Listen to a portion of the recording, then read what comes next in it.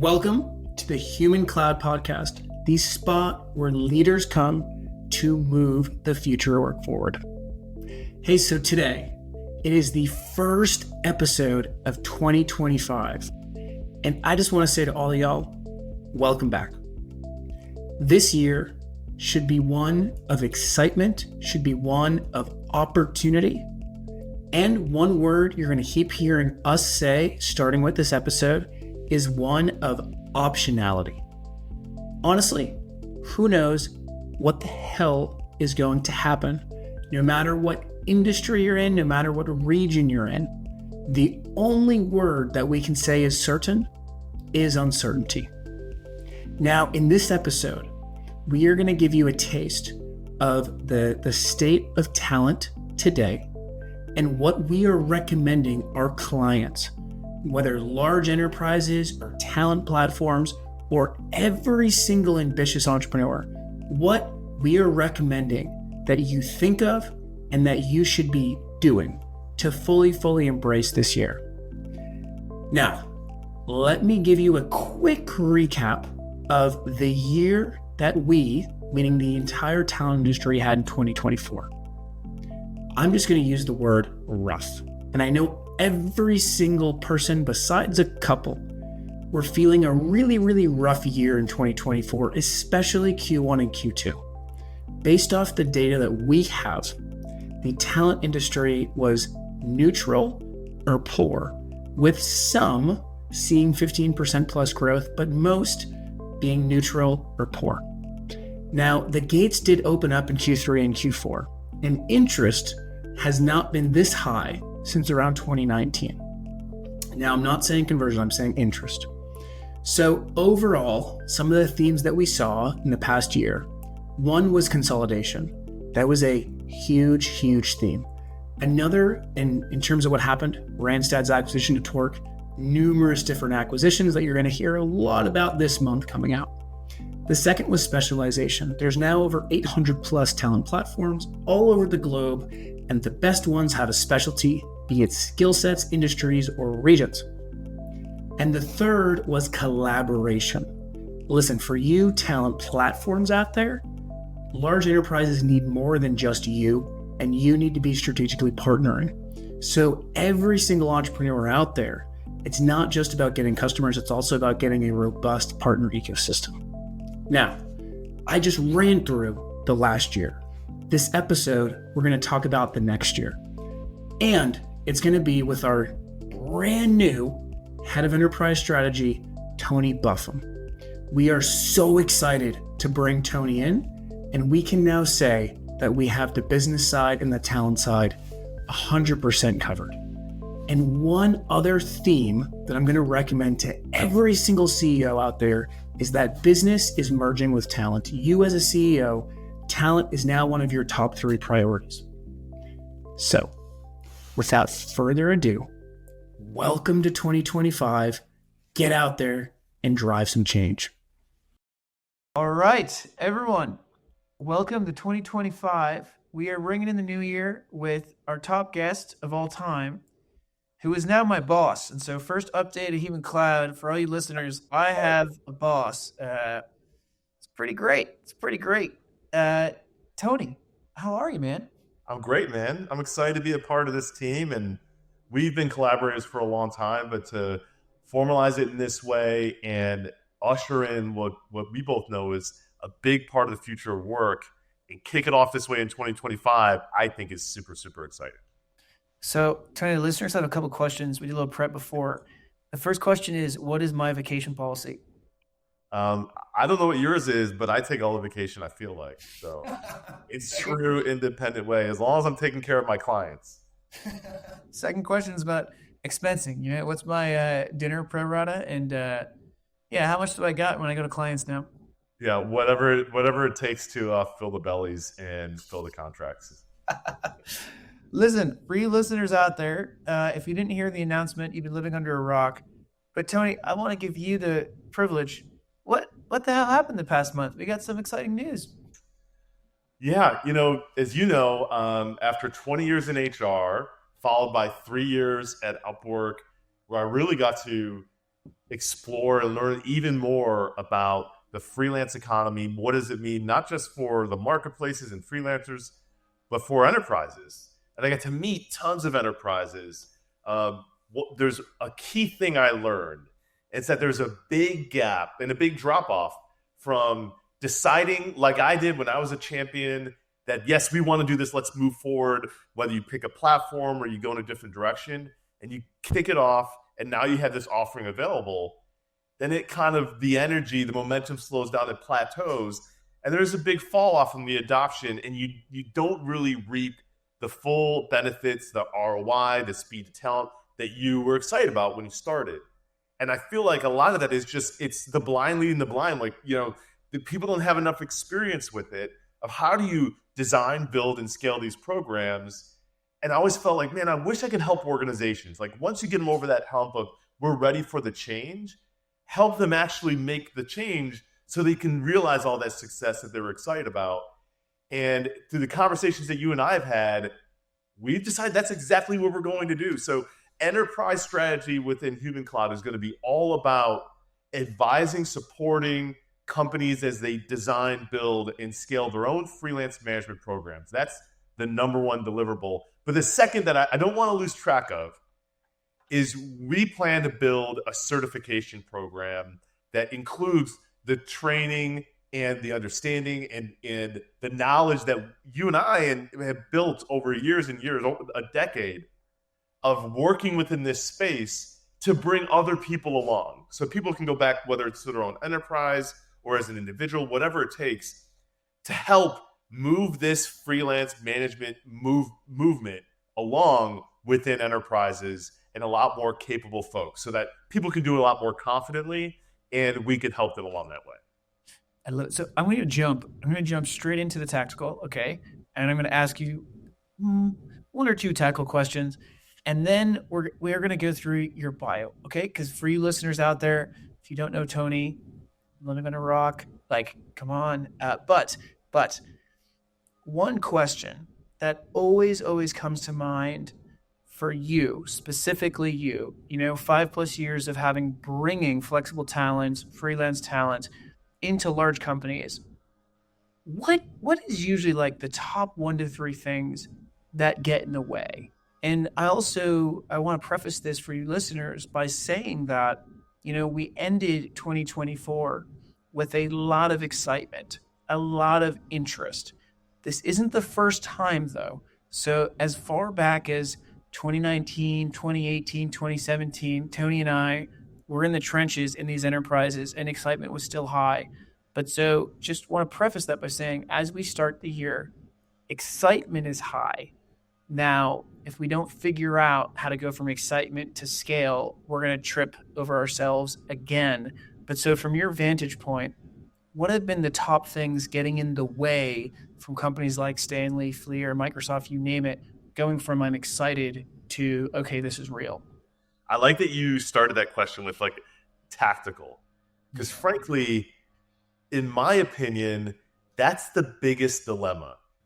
The freelance program gets quickly relegated to tactical, low-hanging fruit opportunities that are really simple to deploy. And that's valuable, right? Because you get experience using a platform, you experience working with the talent, but then it becomes kind of typecast as, well, that's really what it's for. And it never elevates to a strategic approach. You've heard me talk a lot about a talent access mentality versus acquisition.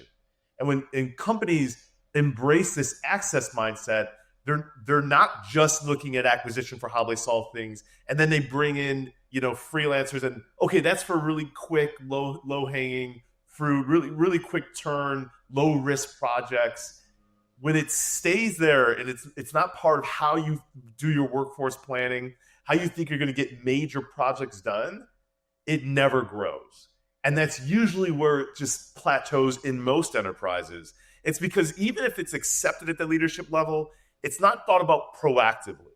When you're done with your budgeting season and you start thinking about where do you need talent next year, usually people still think of just headcount. Who do we need to go out and acquire? And how quickly can we get them on board? Where they need to come from? Instead of just thinking about what do we want to get done What skills do we need to get that done? How do we source those skills? When it doesn't elevate to that level of thinking, it just kind of flattens. And that's the biggest challenge. So to me, that requires a lot of not only leadership, buy-in and acceptance and endorsement, but it also requires a lot more proactive change management. So two things come to mind quickly, and that is things that need to change or the reason or things that need to change in order for this to be real. And the first kind of, to me, comes to the who, and the second comes to a massive cultural change. So I'm going to start in reverse order. So massive cultural change. You mentioned we need to hit these numbers, go get headcount, right? That's been the cultural norm for 50 plus years. At an individual level, it was go get a job. I think at the individual level now, people are comfortable with it, at least in US and Europe. That's different in other regions, but for the most part, individual solved. We now need leadership teams to go away from, okay, let's get headcount. And I will say one thing we've noticed is the younger the leadership, the more they're open to alternative methods, right? So that's one thing. Second, though, is the who. And here's one thing that I've told you this a little bit, but what I'm so pumped for you and I to really drive is the fact that I am this young tech sweatpants guy that didn't know what HR did and still kind of doesn't really know what they do and still kind of thinks companies can be built without them. And you actually know how to successfully execute and effectively execute HR to be a business driver, not just a bunch of gatekeepers. And I was going to use the word Karen, but you'll probably kill me for saying that. But like hall monitors, right? Like HR and procurement look like hall monitors usually. And they're not. But so I want to leave you with those two things. How wrong is that assessment? And yeah. I mean, I think on the who side, to me, you nail it. And the fact of the matter is, HR is just continuously getting harder and harder as a function because it's behind every other function. It's digital transformation, which means they're still doing stuff the not easy way. And they're taking on more. They're needed to be more engaged with their talent, their people, from a culture perspective, from a macro, what's going on in the world, what does it mean to this company, and being an ambassador to the company. All of that continues to increase while the job gets harder, and they're using less and less of the technology advancements available. So as that gap continues, you're going to have more and more people within HR going, hey, I got to focus on level one of Maslow's hierarchy. That's where I have to make sure people are getting paid, their benefits are taken care of, we're resolving conflict, we're trying to keep everybody the base level happy. But getting all the way to self-actualization in that hierarchy requires leveraging new tools that can enable your team to do even more. And we see this, that it's easily adopted on the commercial side of the business. It's where investment goes first, and all of a sudden we're leveraging AI agents and things like that to help the sales and marketing and customer service teams be a lot more productive and efficient. But we're more hesitant to leverage that kind of thing within HR, where there are opportunities to use agents to have that first level impact with your employees. Now, naturally, everybody tends to go, ooh, they makes them kind of feel uneasy until it just becomes more commonplace, and it is. Right now, CES is taking place, and what I've read is that there's so much more utilization of AI agents as collaborators and partners, whether it's personal or retail or other environments, and we're seeing a lot more of those applications. Enterprises have an opportunity to take advantage of that. However, the HR team isn't driving it. My opinion is that other innovators from other functions are going to move into HR. I've already seen this happen. Move into HR and say, hey, I'll do it. And even if the HR person goes, hey, I've been asking to do all this stuff all this time, if they're not building the business case, if they're not demonstrating what they think they can accomplish, and then driving the program to get it implemented, they're going to get pushed aside. And so that's why, for me, enjoying the human cloud, I've always been a huge advocate for the function in terms of driving a strategic impact in the business and seeing that through an execution. And also HR just helping itself. Help us help you, HR. We're not limited, we're not exclusive to HR. That's just where my passion is. And I really feel like we can help functional leaders and cross-functional leaders see the true value of the impact of this type of talent structure, approach, dynamic within a rapidly changing market dynamic. Can I ask you a funny question? I have two questions, but one I think you'll just be like, huh. I usually, The first question is literally like, what happens if there's no HR? And I mean this in the most serious way. Like, what happens if, Alphabet, Microsoft, Stanley, Fleer, Novo Nordisk, companies we love, Chick-fil-A. I was trying to think of companies that really, what would happen if literally tomorrow HR just didn't exist as a function? And then a follow-up question is going to be, what are some examples of HR leading the business? Because this is one thing that you have different than any other HR people that I've been able to meet. Most HR people are good at the psychology, horrendous as the business, and they get angry when you talk about the business side. You understand both. So I'm going to give you listeners out there, Tony is a little bit of an economics nerd, and I'm just going to preface it by saying you better keep listening because you'll hear his economics lens. But so, Tony, what would happen if a major company, HR just didn't exist tomorrow? I mean, my background, my training, and this degree behind me is in industrial and labor relations. So the first place I go is HR was born essentially out of the union movement. So when industrialization started taking place, companies, and we all know this from studying the Industrial Revolution, companies took full advantage of their employees. Worked them long hours, you got injured, you got fired, you couldn't provide for your family, really took full advantage of their employees. And so employees started organizing so that they could force companies to really treat them the way that they deserve to be treated. And that led a massive unionization movement.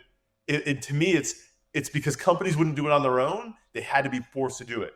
Now, in a lot of manufacturing, in my opinion, that's not the same drive, the same need isn't there like it was way back then. There are other industries where I do believe unionization probably does have a role because companies aren't being as proactive as they should, and they're taking advantage of their employees. But for the most part, where it began, it's really decreased in its impact and value for the organization, and frankly made it a lot harder for companies to grow the way they need to. All that said, that's where HR was born. When companies started finally embracing that, going, instead of employees unionizing themselves, we should have a representative concerned about what employees are want to get done that works with us to come up with a solution that works for everybody. And that way we maintain that direct relationship with the employees. We're representing their thoughts and concerns and interests. And even more, we start to do that proactively. Like, the better we understand our employees, the better we can coach our managers, the better that HR then can influence the strategies that we take, whether it's expanding the business, relocating, getting into new territories or new product lines, whatever it might be. So that's how HR has grown from just we don't want unions, so let's have HR, to HR really helps us understand our employees, get them more engaged employees are better, to now our HR person knows our employees so well that when we're thinking about strategy, we want their input so we do the right thing that's going to be the most effective from the start, rather than redesigning it after the fact to take consideration of our employees, to the kind of that self-actualization level of, you know what, as we build the strategy, our HR leaders understand both our employees, our team, our talent, and our business. They understand the P&L. They understand what our business strategies have been. They can help merge that together and contribute to the actual design of future strategies down the line. So to me, that's a long way to answer the question of what happens if HR goes away. I think in a lot of places, the first place I go is, well, you're going to open yourself up to significant unionization because employees need representation. So if you take that away, they're going to go, okay, we'll give it to you ourselves. And that's going to be a bad fight. But what also happens is that link between really understanding the employees and people dedicated to making sure that they're represented in both the tactical execution and the strategic development, that starts to strain. Other functions will pick that up for sure. Any cross-functional leader knows they're engaged and they're connected to their talent groups, their employees, whoever. So that doesn't go away, but the focus on programs and processes to make sure that's standardized and consistent, effective, it's working, like a lot of that attention goes away. And then I think the longer term result is the strategies that companies pursue will need even more correction and reiteration because they've left out really important parts that are included in that employee engagement and talent plan. So let me try to put a very, very basic, burnt out CEO lens to that. Okay, I hear you say unions, and I cringe, and I'm like, oh no, please no, please no, please no. And the reality is, though, and I think this is one of the things you said towards the end is, if you don't plan for it, it's going to happen to you the way you don't want it. And let me give you a quick example, Tony. So I think I told you this. So I actually started in manufacturing, and I would hang out with the immigrants on the floor, right? So like I truly love, like those people to me were the hardest workers I've ever seen, still to this day. Now, with that said, I fervently hate, and I'm not going to use the current state because that'll get me in trouble, but unions have a really sour spot in my mouth because I grew up in a little quaint, small town, and they took this massive rat and they stuck it in the middle of our downtown, and they made all of us look at it for months on end just because they weren't happy with God knows what. That to me, so to that day, those pissed me off. Okay, kind of unrelated. But so that's the first point is, listen, if you don't get ahead of this, then the alternative is much worse than what we can plan for. Second, though, is when understanding labor as a CEO, that traditionally has not really been one of my strategic directives. That actually has always been kind of supportive and secondary. But as you and I know, the scarcity is real across every single developed nation. It's not getting better. And my biggest fear is actually that the people that are working for me is a bunch of B players that really don't want to be here, but want the benefits and the paycheck and are not going to move the company forward. And one thing you mentioned is that the relationship with talent HR has. Now, how come HR traditionally, how come every single business leader, product leader, marketing leader, engineering leader, how come they're not sending their HR lead Christmas gifts or Hanukkah gifts or whatever it is? What's the disconnect? What happened? Oh man, so there's two things there. Let me start with the former. So, unions can get a bad rap in the US for things like that, things that are ugly that we don't want to look at and see, and it makes us feel like that there's this tension. And sometimes the tension is unnecessary, right? It's just force something that maybe doesn't seem like it's required. But let's look at the last 2 years. And in the last 2 years, union activity, strikes, and work stoppages has been bigger than it's been in a really long time. At least in terms of the media attention, because the writers' strike, the actors' strike, when we saw it in the media and then all the shows stopped, everybody was like, "Whoa, what's going on here?" And I think that's a great example because unions in and of themselves aren't bad. They have to represent the views and intentions of their constituency. And it's because when you look at these recent strikes, it's not just actors and writers, that there was a common thread, I would say, through the majority of major union activity and action over the last 2 years. And it's the concern and threat of automation.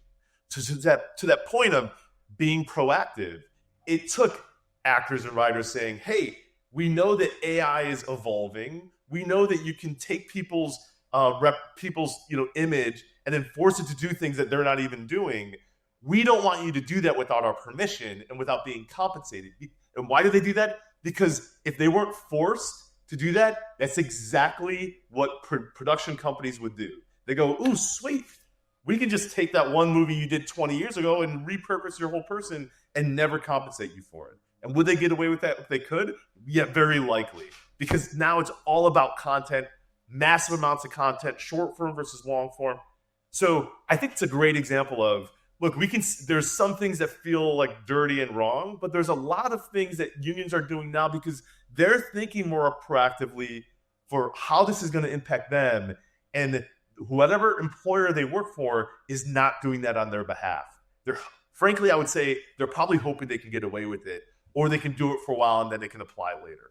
So there is a value to unions. They're teaching us lessons that I think as employers, we need to keep an eye on and make sure that we're thinking just as proactively, or else they're going to wind up, automation was an unresolved issue in the dock workers strike that freaked everybody out before Christmas.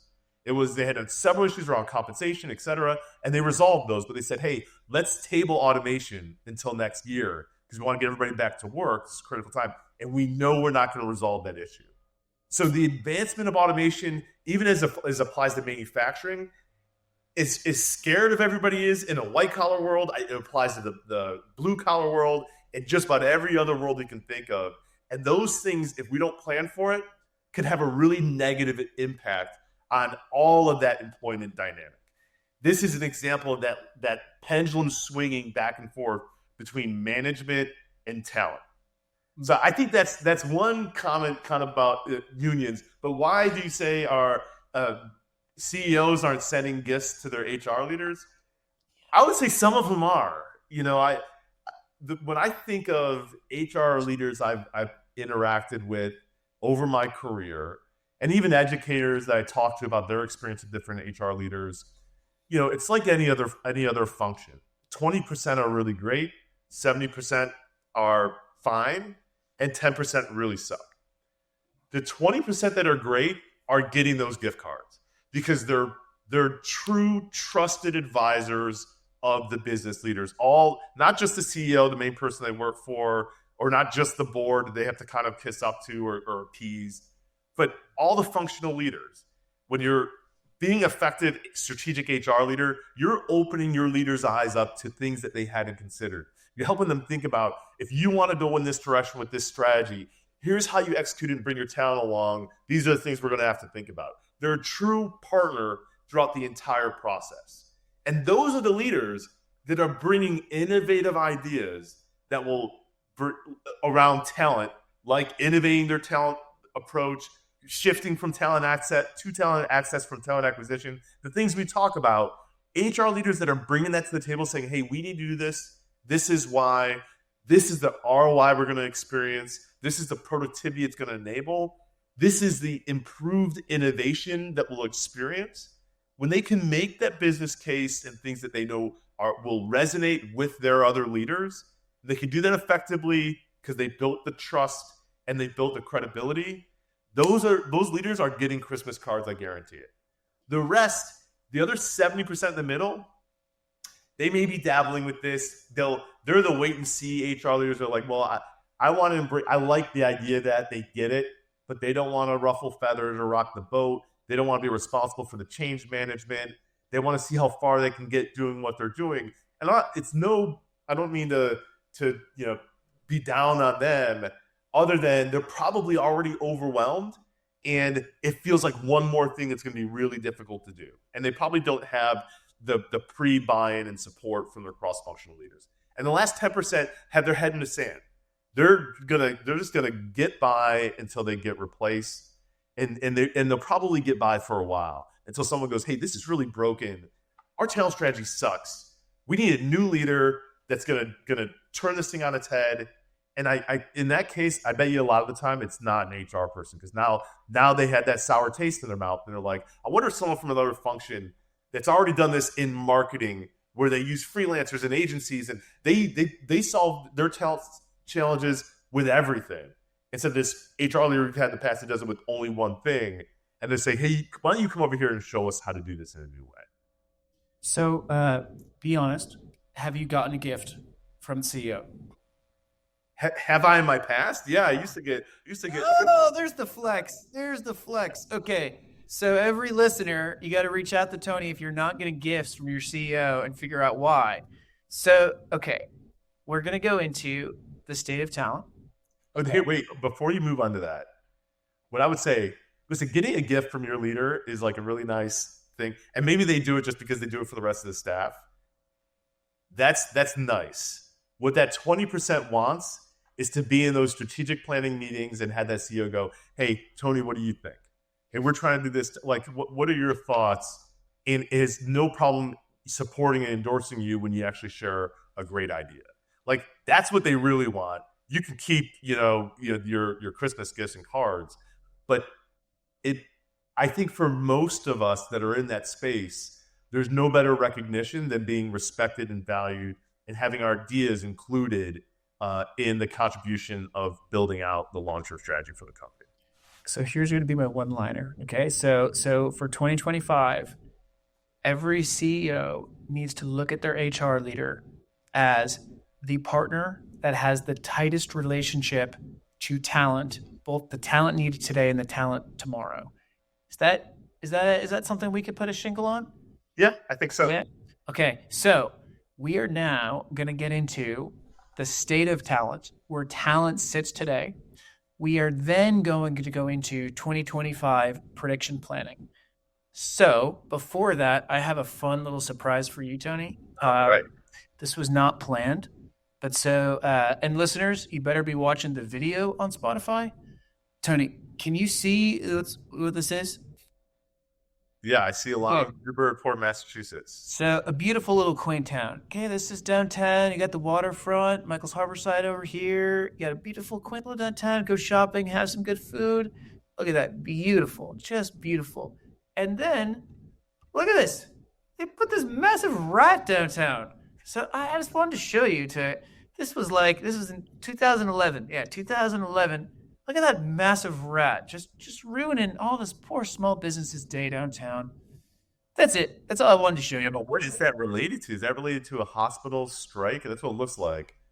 And that's an example. I'm going to tell you, like, I've had a closeness to hospitals and nurses in my background, and I get to hear a lot of the background of what's going on. That's an example of an area. A lot of hospitals are unionized, and some that aren't probably should be, because we know our healthcare workers are underpaid, undervalued, underappreciated, and they put up these rats when it gets to a breaking point. The hospitals aren't investing in the talent; they're investing in other things, or they're investing in expansion, acquiring more hospital systems. So you're going to hear from me, like, listen, when I see those things, it's ugly, but it's intentionally ugly. There's a reason for it.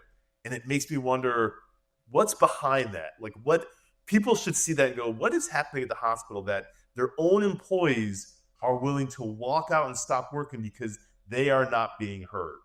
And why isn't the employer working actively to resolve it? It doesn't mean the employees are always right. I'll acknowledge that. But it usually means someone's doing something wrong. Tony, do you think any of these look like nurses? Look at nurses are wearing Anna Jake Hospital. Yeah. It says Newbury Downtown Anna Jake Union. Yeah. And the other one says Anna Jake's officials nurses strike. So my assumption is these are maybe either, and the big picture you have says protest gets protested. Usually when hospital workers and teachers especially go on strike, there's a counteraction because people go, hey, you can't do that. And a lot of times it is illegal. But anyway, so I think there's probably more, like always, to that background. Well, here's the insight. One, I'll use any excuse to bring on Newburyport. So that was one, right? You gave me a reason, so I took it. I saw the shot, I took it. But two, one of the things in terms of the state of talent that we're going to talk about, here, let me stop screen share, is that healthcare is one of the areas, and both healthcare, pharmaceutical is one of the increased areas of flexible talent engagement, flexible talent interest. And from one of the things that we've been hearing from a lot is, I didn't realize we had this many independent contractors on our books. Oh no, what do we do? And so there's my dovetail into, you all saw pictures of beautiful downtown Newburyport and then that stupid rat. It's so frustrating, Tony. But so now you and I are going to play a little game of ping pong, but when it comes to the state of talent and the state of the global economy, you, my friend, are by far one of the global experts on this. And you listeners, I'm going to do a little bit of framing. I've seen, Tony, 95% of the keynotes in our industry, probably? Yeah, probably. Probably. My favorite one, for you listeners out there, reach out to us. We'll tell you what we mean. Is learned all about Chinese incels for about 15 minutes. That was my favorite presentation by far. Zero applicability at all, but it was great. So funny. It's by a famous guy. But Tony by far has the tightest grasp from both a labor perspective and an economist's perspective on where the future or where the economy is going and how to adjust your challenge strategy for that. So I just wanted to add that lens. Tony, tell the audience real quick your like high school fun fact. So by the time that most listeners had about 2 kisses, this is what Tony was doing instead. Well, I like to share this because when we think about what happens, like what we're predicting is going to happen in our economy and what actually happens, a lot of it, and we see in the news, is driven by, starts with what is the Federal Reserve doing? Just every quarter, whenever there's a rate hike, stays flat or goes down, just predicting what's going to happen affects the stock market. Then the announcement affects the stock market and any predictions about what they're going to do in the future. That's where we immediately see it. Of course, we see it play out in real estate and everything else that ultimately does affect our wallets personally. This is something when I was coming up in high school and I was in AP Economics, we actually had a team, and I'd love to hear from any listeners that were involved with this or even just heard about it. We had a team called the Fed Challenge Team, and I love to talk about it because it's one of the coolest things I did. I was involved in a lot of things in high school. This was really unique. There was 5 or 6 of us, and it was our job to study the Federal Reserve, understand what their influence is on driving policy and trying to manage, 2 of their imperatives, like keeping inflation manageable, keeping unemployment manageable. That's really kind of the key things that they're focused on. And then looking at all the things that were happening in the macroeconomy and say, okay, so what would the Fed say about this? For example, when I was in high school, I was going to date myself. One of the things I had to study was the announcement of the EU and eventually the euro. So when the EU came together, it sounds like European Union came together, and they all got on the same currency. Naturally, the Fed needs to be thinking about, well, what does this mean for the dollar? And how's the dollar going to now compare? And what is that going to mean for our trade capabilities? Like, there's all these downstream impacts. So we would put together, I was assigned a few areas, and my other teammates were, and our job was to come through and debate all these things and then share our prediction of what we thought based on these recent developments the Fed was going to do with the interest rates in this quarter and down the line. And an important thing that came out of that is looking at what the Fed is doing on a quarterly basis. Most economists, like when they went into the beginning of this year, they predict what's going to happen in the economy. In fact, I think the example I use is probably 2023. Because 2023 was even more dramatic. We went in 2023 and everybody said, it's not a matter of if, it's a matter of when we're going to find a recession. And that drove so much concern. And more importantly for enterprises, it drove this big wait and see mentality. Well, we don't know what's going to happen in the economy.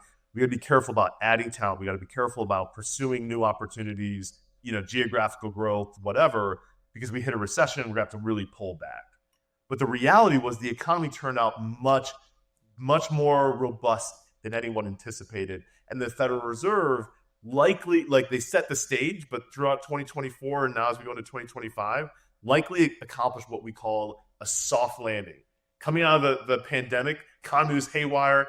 Every centralized bank across the world was trying to struggle with how do we cool down inflation with the rebound.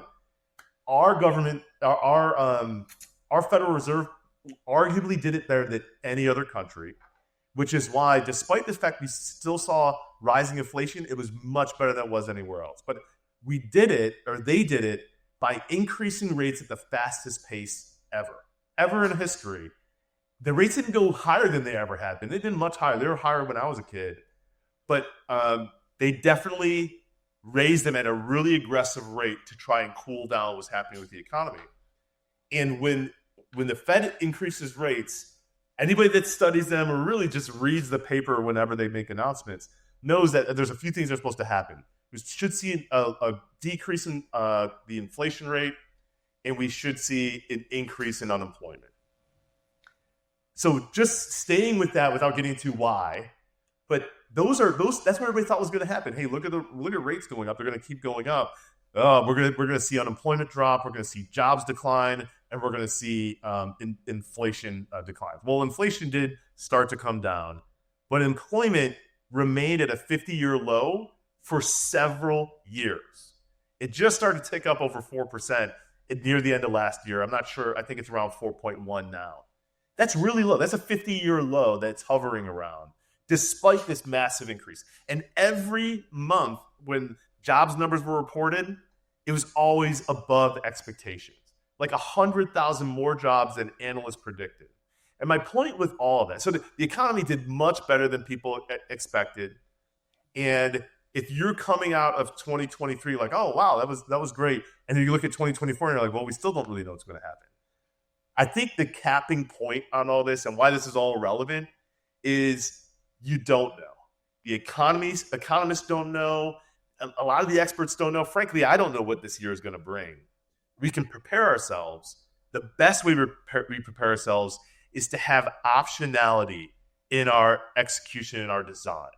If you don't have optionality and you're only committed to one way forward, which, as we started the conversation, is the same structure, same approach to talent that's existed for decades, you don't evolve and innovate that approach, you're going to be reacting to whatever unpredictable circumstances come down the line from the market that's ahead of us.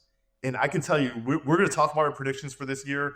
Hopefully we're right. We may be way off, but you want to be able to mitigate that dynamic interpretation with optionality in your workforce design so that you can adjust and adapt and hopefully take advantage of what all those other traditional employers aren't doing, which is building that agility within their workforce.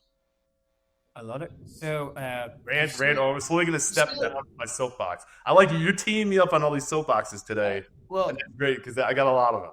You still didn't tell us how many kisses you had by senior year since you were in AP Economics and the debating club or the econ club.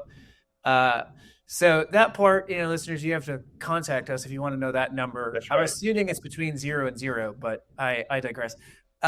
So let's get into a little bit of the predictions. The reason I say that is because I love nothing more than I can sit back and basically just say, I don't have to read economic reports anymore. And I can just focus on what I love, which is getting enterprises to scale their freelance, fractional, and flexible workforce. So I'm going to kick it off with giving the state of talent that I see, because it dovetails for me into what I call the first rule for every CEO, which is literally just as simple as your talent today is not your talent tomorrow. And I'm not saying that everyone will not be full-time employees. I'm just saying that you can't use the same logic and the same principles. So what I'm going to go through right now real quick is just data that I think supports that the wave is done and now it's in the execution phase in terms of having an alternative talent strategy. Notice I didn't say just freelance or just flexible or just fractional. Alternative, because your point of optionality, Tony, I think that might be the word of this year. So let me give you some quick data. First, I'm going to give you data at the individual level, then the industry level, and that supports what companies need to do. So at the individual level, there's over 300 million people working for themselves across the globe right now. Depending on the growth data, we can say it's anywhere from a 10 to 10,000% increase, depending on where you're going. And I personally don't like a percentage number because it's really all about how many individuals are making this a career and are making enough money for their families, right? So if we look at this, in 2020, there was around 10 million in the US. This is going to be US data, and then I'll go over international. In the US, there was around 10 million people that would say, I'm working independently. In 2024, and I'm working independently full-time. In 2024, Tony, do you know what that number is, by the way? The 2024? I have no idea. What is it? No, I'm not going to throw it out there. No, it's 27.7. Okay. Now, here's why I love this number, right? It's not just because of the growth percentage. I don't really care that much about that. What I care about is the fact that your point of unemployment went above 5%, inflation went rampant all across the world. And so if there were forces to basically force people to say, are you going to get a job or are you going to stay doing this? We had about a year of the most perfect environment to basically get rid of this trend if it were just a trend. And so we had kind of like our NFT moment, our crypto moment. We had our moment when people could go, this is totally a bullshit trend. And it didn't happen, meaning growth persisted. So there's 27.7 million full-time people working for themselves. That growth is there. Second number, there's over 4 million Americans making over $100,000 working for themselves. So this is real, this is persistent, and you can make a serious career out of this. Next number from an industry perspective. Tony, back in 2017, how many talent platforms were there when you were evaluating for Stanley? Oh God, I mean, maybe I want to say we only looked at maybe 3 or 4, but there probably, if I had to guess, there were like 20. There were very few, and they certainly weren't that sophisticated. And there were a few that were pretty niche as well. So in 2018, we had the IPO, or 2016, we had Elance Odesk merger. 2018, we had IPO. 2019, we had IPO of Fiverr. And for the past 5 years, whatever, we now have 800 plus talent platforms. Yep. We also have over 10 different segments. So not just a platform, but there's over 4 different types of platforms. And there's over 5 different ancillary services, complementary services, things like EORs, AORs, classification providers, right? So this industry is now real, and this industry has a 12 to 16% CAGR compounding annual growth rate. So my state of talent is purely that this isn't going away. Your talent, shifting towards more of a flexible workforce, it's not going away. So you have to plan for it. So that is my first prediction / rule. But Tony, for you, what are your predictions of what's going to happen in the next year? And then next year, we're going to see how wrong you are. But give us, what are your predictions for the next year? Yeah, I mean, despite everything I just said, there are some areas where we can say the trends in history are going to show us what's going to happen in the future. And what you just talked about, I think, is the most important one to embrace. And that's that freelancing is going to continue to increase. It's definitely going to continue to increase, at least in the U.S. in 2025. We know that we have a new administration. It's going to be a lot more friendly to loose, classification rules. This is going to be a lot easier for people. Downside of that it might be tougher to have safety nets or other benefits, protections for freelance workers. But regardless, I think we're going to continue to see, and we might even see an acceleration in freelance growth. Not only because that's been the trend, because the administration is going to support it, but because the younger generation is choosing that at a rate that's significantly higher than the generations above it. When I was at Upwork, our data said, the Upwork Research Institute had it at 50% or higher, that Gen Z was choosing an independent career, like you talked about, working full-time as a contractor or freelancer versus the traditional career ladder. So that points to, this should continue because that's what people are already doing. And I think that's great. I think it's great for our economy. It's great for our talent. But I think what is important to take away from that is that's going to, as that continues, at the same time, there's going to continue to be a tighter and tighter crunch for the skills that employers need. I haven't talked to any HR leader that's like, whenever we throw out a job post for a phishing attempt to get some new talent, we get a bite in a week and they're on board in another week. Like that, it still doesn't exist. It's still 3 to 6 months to find the talent you need, if not longer. It's more and more expensive because it's so competitive. And finally, the specific skills they need in the locations that will commute to their offices is getting harder and harder to do as well. So as employers find that difficulty, I think they'll start to embrace more. We saw this in 2024, more talk and more engagement with this idea of a skills-based org design. That's going to me, that's trend number one that we should watch is going to pick up in 2025 for a couple of reasons. One, because we already had momentum coming out of 2024.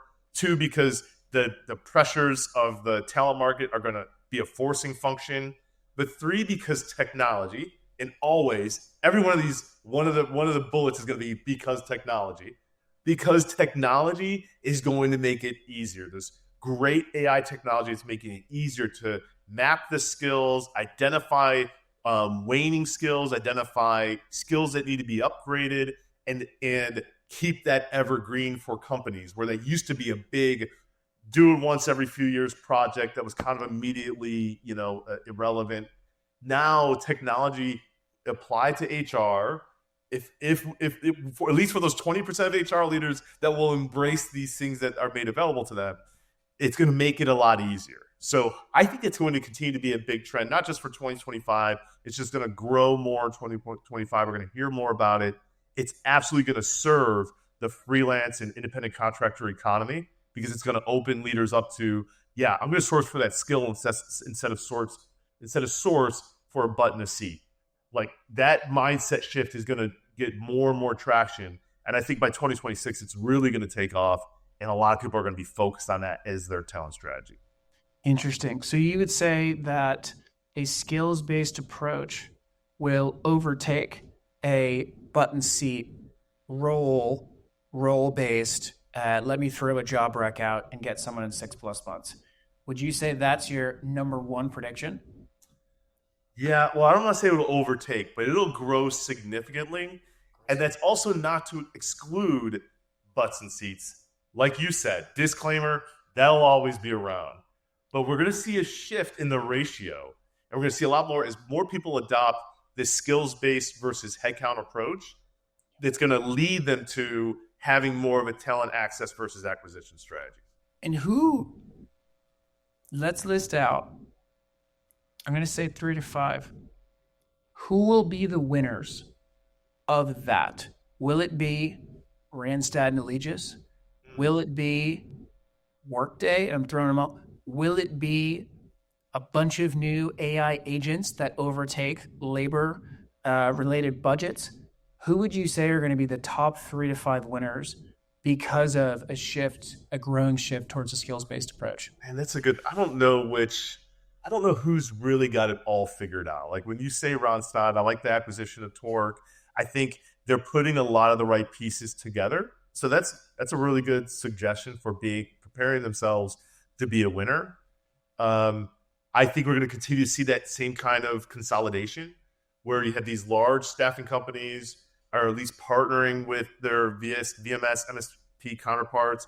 They're adding that on-demand connected piece. But at the end of the day, like they're trying to provide a one-stop shop for a workforce ecosystem for employers. What I really think is the employers that build out this ecosystem, train their organization to think in this way, this access mindset, and then execute in that way, those are the winners because they are going to have the agility, flexibility, scalability, and cost profile that's going to make them extremely competitive compared to their the rest of their market as they go into 25 and 26 and beyond. Because again, to me, it's that kind of design that's going to make integrating new technologies, ones that we don't even know about yet, that are going to come on just as fast as GPTs and Gen AI. They're going to be able to respond to that much more quickly because they can quickly bring on the resources that understand it, have expertise, and can deploy and let them go as they build that out into a new offer. I love that. So, and I will add to yours because I think you nailed it from a HR/C-suite perspective of what every enterprise needs to do in this next year, specifically around talent access and accessing skill sets. Now, what I will add is that to me, the big winners are the talent platforms that are able to provide both the quality of skill with the quality of service to help to partner with these companies to adjust. And I would add, there's going to be a lot of consolidation as we've already seen, and the platforms that are strategically partnering or consolidated with the largers are going to be the ones to win. Now, we are hitting the end of our podcast discussion, and it's going to dovetail into our private discussion with our clients. And so for you listeners out there, let us know how you want to get involved in terms of, the full state of talent today report and what's going to happen in 2025 report. Shoot us a message. But Tony, I want to give you the last word I'm just going to say the ambitious entrepreneur out there. It might be the CEO. It might not. It might be the CHRO. It might not. But it's for the ambitious entrepreneur. What is the one thing that they should do this second to be ready for and really, really thrive in 2025? I think this is going to sound self-serving and biased, but of course, I think they need to think about how they're leveraging freelancers, independent contractors, if they aren't already. Now, the true entrepreneur most likely is. Most entrepreneurs I meet, when I say I worked for Upwork or back when I did, they say, oh yeah, I use that. So they know that's kind of a secret sauce to getting talent that they need quickly and getting things done. They get speed, they get fractional costs, and they get really great talent. So hitting speed, cost, and quality all at once is incredibly valuable, important to entrepreneur. Now, the fact of the matter is, it's valuable to entrepreneurial leaders at every level, but entrepreneurial leaders in the bigger enterprise, or whether it's a P-backed portfolio company or the VC-supported startup, they might not be seeing it that same way yet. They might still be thinking, I need to hire and own my talent because of concerns about trust or confidentiality. The number one thing they need to do, get over that and embrace freelancers. Whatever you need to do to start that process, hire a virtual assistant or have someone put together a PowerPoint for you. Whatever you need to do to just break that seal of engagement and start working with this kind of talent. If you're not doing it yet, it's a huge a drawback for you and your enterprise. Get started now. Frankly, it's the same as working with generative AI. There's a benefit. If you're not using it, then when are you ever you have to start with something simple now and kind of get that experience and build on it. And when you want to build on it and you want to learn more about it, you know who to call. I love it. And I would add the last thing I'd say, if you're talking to us in 2 years, you're going to be hearing, I told you so, not we can help. So hurry the F up. I love it. Tony, let's go kick ass in 2025, okay? You got it, man. Looking forward to it.